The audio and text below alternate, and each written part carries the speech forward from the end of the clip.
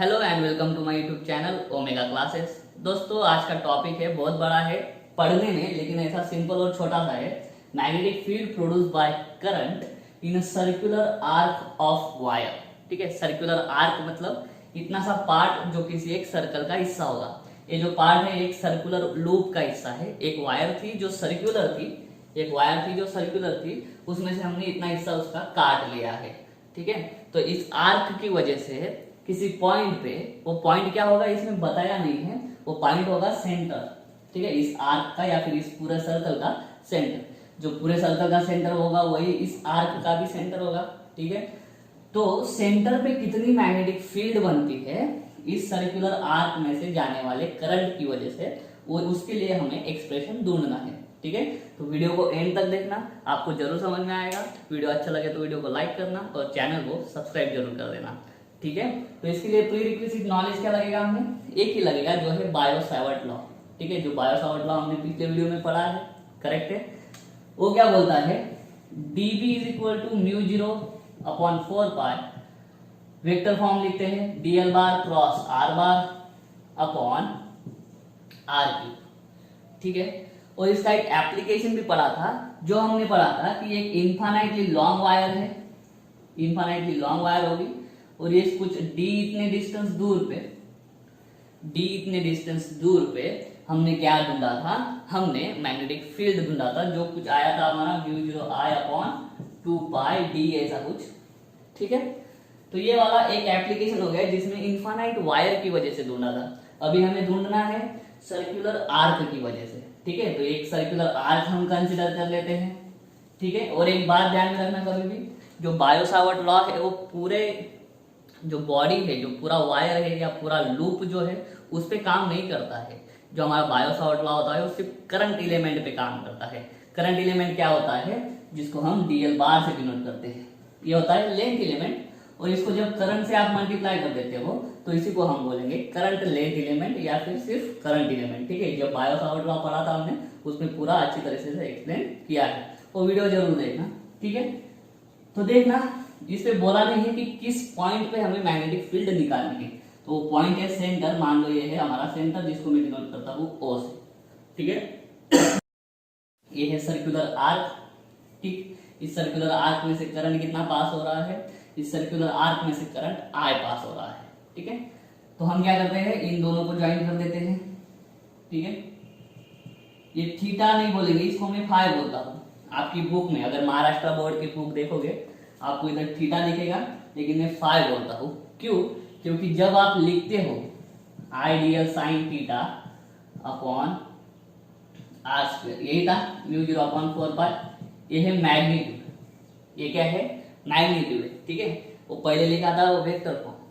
ये जो sine theta हम निकालते हैं, तो थीटा क्या होता है मालूम है, फॉर्मूला ठीक से समझो। ये थीटा होता है डीएल वेक्टर, यहाँ पे डीएल वेक्टर ड्रॉ करेंगे, और ये R vector, R bar vector या पोजीशन वेक्टर। पोजीशन वेक्टर मतलब क्या करता है, वो जिस पॉइंट पे हमें मैग्नेटिक फील्ड निकालनी है उस पॉइंट की पोजीशन बताता है, कहां से, डीएल से, करंट एलिमेंट डीएल से। ठीक है, तो थीटा इधर भी हमें एक लेना पड़ेगा, इधर भी एक लेना पड़ेगा, तो आप कंफ्यूज हो जाओगे, इसलिए मैं यहाँ पे क्या ले लेता हूँ, फाई ले लेता हूँ। ठीक है, चलिए तो देखो बायो सावर्ट लॉ पूरे लूप के लिए नहीं बताता है। ठीक है, सिर्फ किसके लिए बताता है, छोटे से करंट एलिमेंट के लिए बताता है। अब ये इतना बात बोलने की जरूरत नहीं है कि ये आर्क है, उसका सेंटर O है, रेडियस R है, ये आर्क सेंटर पे फाई जितना एंगल सबटेंड कर रहा है। हमें क्या करना है, O इस पॉइंट पे मतलब सेंटर पे हमें मैग्नेटिक फील्ड की वैल्यू ढूंढनी है। किसकी वजह से, इस आर्क में से जाने वाले करंट की वजह से। वो आपके बुक में थ्योरेटिकल फॉर्म में लिखा हुआ है, आप पढ़ सकते हो। ठीक है, हम जो जरूरी चीज है वो करेंगे। तो हमें मालूम है बायो सावर्ट लॉ पूरे लूप पे नहीं लगेगा, तो हम क्या करेंगे, consider a small length element क्या, डीएल ऑफ सर्कुलर आर्क। ये जो सर्कुलर आर्क है उससे एक छोटा सा लेंथ एलिमेंट हम ले लेंगे। छोटा सा लेंथ एलिमेंट मतलब क्या, डीएल। अभी यहां से मैंने इतना सा छोटा सा डीएल ले लिया। ठीक है, अभी इतना छोटा सा डीएल जब लेते हैं ना तो उसके दो एडवांटेजेस हो जाते हैं। कौन सा, ये देखो, ये एक बड़ा सर्कुलर लूप है, मान लो आर्क है, ये भी, ये आगे आगे सर्कल बनेगा ऐसा। इसमें इस छोटा सा काट लो, ये छोटा सा जब आप काटोगे तो आपको क्या दिखता है, स्ट्रेट लाइन दिखता है। तो ये जो छोटा सा लेंथ एलिमेंट हम डीएल काटेंगे और डीएल हमें कैसा दिखेगा, स्ट्रेट लाइन जैसा दिखेगा, तो ये डीएल हो गया, ठीक है। और डीएल को हम क्या मानते हैं, वेक्टर मानते हैं, करंट स्केलर क्वांटिटी होता है। और ये जो लेंथ एलिमेंट होता है, लेंथ एलिमेंट को हम क्या मानते हैं, वेक्टर क्वांटिटी मानते हैं। वेक्टर है तो डायरेक्शन चाहिए, डायरेक्शन कैसा होता है, तो जो करंट का डायरेक्शन होता है, जो करंट का डायरेक्शन होता है वही किसका डायरेक्शन होगा, डीएल बार का। तो अभी करंट यहां से ऐसा जा रहा है, तो इस डीएल में करंट कैसा जाएगा, इस डीएल में करंट ऐसा जाएगा, टेंजेंशियल दिखेगा, सीधा जाते हुए दिखेगा, ठीक है। हर पॉइंट पे बदल दी जाएगी, यहाँ पे ऐसा हो जाएगा, यहाँ पे ऐसा हो जाएगा करंट का डायरेक्शन, ठीक है। इस डीएल पे कैसा दिख रहा है, ऐसा दिख रहा है, ठीक है। बाद में टेंजेंशियल डायरेक्शन करंट की होगी, इसकी वजह से डीएल की भी वही होगी। उसके बाद में जो फॉर्मूला था हमारा म्यू 0/4 पाई, बार बार लिख रहा हूं मैं, I DL sine theta upon are square, इसकी टर्म समझ लो। तो ये क्या होता था हमारा, छोटे से करंट एलिमेंट की वजह से प्रोड्यूस होने वाली मैग्नेटिक फील्ड, ये आर स्क्वायर मतलब क्या है, डिस्टेंस है, किसका, पॉइंट का डिस्टेंस है, कहां से, डीएल से, ठीक है। तो ये जो डिस्टेंस कितना है, यहाँ पे भी कितना मिला हमें, रेडियस कितना मिला, ठीक है। और थीटा क्या होता है, ये इन दोनों के बीच का एंगल, इन दोनों के बीच का एंगल अभी क्या है, 90 डिग्री। क्यों, ये टेंजेंट हो गई, ये रेडियस हो गई, टेंजेंट और रेडियस के बीच में एंगल कितना होता है, तो टेंजेंट और रेडियस के बीच में एंगल होता है 90 डिग्री। कहीं पे भी निकालो, यहाँ पे डीएल मानोगे आप तो ऐसा मिलेगा आपको, यहाँ से ज्वाइन कर दो, ये भी कितना मिलेगा आपको, 90 डिग्री मिलेगा, ठीक है। यहाँ से करो ऐसा मिलेगा आपको करंट का, यार डीएल का डायरेक्शन, यहाँ से ज्वाइन कर दो, कितना मिलता है हमेशा एंगल, प्रॉपर्टी ही है कि टेंजेंट और रेडियस के बीच का एंगल क्या होता है, 90 डिग्री। तो इस ओ पॉइंट पे इस डीएल की वजह से, फिर से बता रहा हूं, इस ओ पॉइंट पे इस लेंथ एलिमेंट डीएल की वजह से प्रोड्यूस होने वाली मैग्नेटिक फील्ड हम कैसे लिखेंगे, dB is equal to mu 0/4 pi, I capital ले लेता हूं मैं, इधर दिया है capital, I DL sine 90 degree, sine 90 degree upon are square is equal to हो जाएगा mu 0/4 pi I dl upon are square. ये हो गया डीबी, ठीक है। हमें इस छोटे से लेंथ एलिमेंट की वजह से होने वाली नहीं चाहिए मैग्नेटिक फील्ड, हमें इस कंप्लीट आर्क की वजह से चाहिए। तो कंप्लीट आर्क की वजह से जो हमें मैग्नेटिक फील्ड प्रोड्यूस होने वाली चाहिए इधर, उसको हम कैसे करेंगे, तो इतना छोटा सा डीएल की वजह से निकालेंगे, और छोटे से डीएल की वजह से निकालेंगे, उसके आगे और डीएल कंसीडर करेंगे, और डीएल कंसीडर कर करके सारे डीएल के लिए लिखेंगे, ठीक है। और सारे डीएल को क्या करेंगे, ऐड करेंगे। अभी ऐड क्यों करेंगे, ठीक है, इंटीग्रेशन क्यों करेंगे, तो ठीक से देखो, यहाँ पे जो मैग्नेटिक फील्ड प्रोड्यूस होगी पहले डीएल की वजह से, वो कितनी होगी, डीबी। उसकी डायरेक्शन देखो, मैग्नेटिक फील्ड कौन सी क्वांटिटी है, वेक्टर क्वांटिटी है, ठीक है। दो वेक्टर अगर सेम डायरेक्शन में हो तो ऐड हो जाते हैं, एक वेक्टर मतलब दोनों की डायरेक्शन अगर अपोजिट हो तो दोनों क्या हो जाएंगे, अपने आप सबट्रैक्ट हो जाएंगे। तो यहाँ पे इस डीएल की वजह से इस पॉइंट पे प्रोड्यूस होने वाली मैग्नेटिक फील्ड निकालो, जो वेक्टर है तो वेक्टर है तो डायरेक्शन निकालो, ठीक है। तो डायरेक्शन कैसे निकालते हैं, right hand thumb rule, curve rule, जो भी है, ठीक है। करंट की डायरेक्शन में थंब को रखो, करंट की डायरेक्शन में थंब को रखो, और इस पॉइंट पे देखो ऐसा उंगली करो, तो ये पॉइंट पे क्या आ जाएगी, मैग्नेटिक फील्ड इनवर्ड जाने वाली। देखो करंट ऐसा है, ठीक है, और ऐसा ऐसा करो, कर्ल फिंगर्स किसकी डायरेक्शन बताते हैं, कर्ल फिंगर्स बताते हैं हमें मैग्नेटिक फील्ड की डायरेक्शन। तो इस डीएल की वजह से इस पॉइंट पे प्रोड्यूस होने वाली मैग्नेटिक फील्ड का डायरेक्शन क्या है, इनवर्ड। अब ये वाला डीएल कंसीडर कर दो, ये वाला सारों के लिए वैसा ही होगा, ये वाला कंसीडर कर लो, थंब जाएगा उस दिशा में, ठीक है। कर्ल फिंगर्स किसकी डायरेक्शन बताएंगे, कर्ल फिंगर्स मैग्नेटिक फील्ड की, ये थंब कर्ल फिंगर्स वापस किधर, इधर इनवर्ड। इसकी वजह से भी यहाँ पे प्रोड्यूस होने वाली मैग्नेटिक फील्ड है इनवर्ड। ये वाला डीएल जो है इसकी वजह से प्रोड्यूस होने वाली मैग्नेटिक फील्ड इधर ओबी इनवर्ड। इधर से ले लो, ये डीएल एलिमेंट ले लो, इसकी वजह से प्रोड्यूस होने वाली मैग्नेटिक फील्ड करंट की डायरेक्शन में थंब, ये करंट की डायरेक्शन में थंब, कर्ल फिंगर्स वापस किधर जा रही है, अंदर जा रही है, तो कर्ल फिंगर्स वापस अंदर। तो जितने भी करंट एलिमेंट्स है, जितने भी डीएल है, सारों की वजह से प्रोड्यूस होने वाली मैग्नेटिक फील्ड ऑलवेज क्या आने वाली है, इनवर्ड। तो सारी मैग्नेटिक फील्ड्स की डायरेक्शन कैसी है, इनवर्ड। तो टोटल मैग्नेटिक फील्ड हम कैसे निकालेंगे, सीधा सीधा सम करके। सम करना मतलब क्या करना, इंटीग्रेशन करना। तो टोटल मैग्नेटिक फील्ड हम कैसे निकालेंगे, therefore B is equal to integration dB is equal to mu 0/4 pi I dl upon are square. क्या किया, सिर्फ इसको इंटीग्रेट कर दिया, ठीक है। इंटीग्रेट किया तो क्या होगा, b इज इक्वल टू, चलो जो कांस्टेंट है उनको बाहर निकालो, म्यू 0/4 ऑलरेडी कांस्टेंट है, उसके बाद में I करंट कांस्टेंट रहेगा, उसके बाद में देखो r² है और एक क्या है, dl है।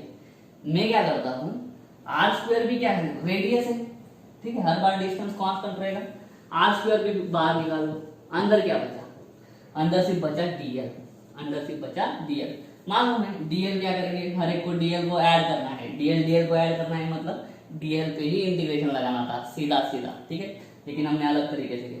अभी dl को कैसे लिखेंगे, therefore b is equal to, अभी dl मतलब इतना सा एलिमेंट, dl मतलब इतना सा एलिमेंट, 11th में जाओ या 10th में जाओ, हमारे पास एक फॉर्मूला है, s is equal to r theta, s is length of arc, r is the radius, theta is the angle subtended by that arc, जिस आर्क की आपको लेंथ कैलकुलेट करना है ना, वो वाला आर्क कितना एंगल सेंटर पे सबटेंड करता है। हमें इतना सा dl की आर्क की लेंथ ढूंढनी है, तो यहाँ से इतना एंगल बनाना पड़ेगा, कितना एंगल बनेगा, बड़ा वाला एंगल फाई, बड़ी वाली लेंथ मान लो l है, छोटी वाली लेंथ dl, तो वैसे बड़ा वाला एंगल फाई, छोटा वाला एंगल कितना d फाई। जैसे जैसे लेंथ बढ़ेगी वैसे वैसे एंगल बढ़ेगा, ठीक है। इतना सा अगर आपका आर्क है तो इतना सा एंगल बनेगा, बड़ा आर्क है तो बड़ा एंगल बनेगा। अब इतना सा dl आर्क ले रहे हैं, dl आर्क का एंगल कितना होगा, छोटा सा होगा, तो हम ऐसा लिख सकते हैं dl is equal to, radius तो उतना ही रहेगा, ठीक है, r इंटू एंगल, थीटा की जगह पे यहाँ पे कौन सा एंगल लेंगे हम अभी, d फाई, क्योंकि इतना छोटा सा एंगल क्या होगा, d फाई होगा, ठीक है। तो चलिए इस फॉर्मूले में पुट कर देते हैं, तो b is equal to mu 0/4 pi, mu 0/4 pi I upon r square, integration dl की जगह पे ये पुट कर देते हैं, integration r d phi, r d phi, तो वापस r रेडियस है, कांस्टेंट हो जाएगा, उसको बाहर ले लो, therefore b is equal to mu 0 I upon 4 pi r square, r बाहर आ गया, इंटीग्रेशन d फाई, करेक्ट है। देखो फिर क्या हो जाएगा, ये जो d फाई है, d फाई क्या है, छोटा सा एंगल, छोटे से एंगल का आप क्या करो, इंटीग्रेशन करो, छोटे से एंगल का अगर इंटीग्रेशन करेगा तो आपको बड़ा वाला एंगल मिल जाएगा, बड़ा वाला एंगल मतलब फाई मिल जाएगा, ठीक है। तो इसमें क्या रहेगा, b is equal to mu 0 I upon 4 pi, वापस देखो ऊपर r के नीचे r स्क्वायर है, एक एक r कट हो जाएगा, नीचे r बचेगा, और ये क्या बचेगा, इंटीग्रेशन ऑफ d फाई क्या होता है, फाई।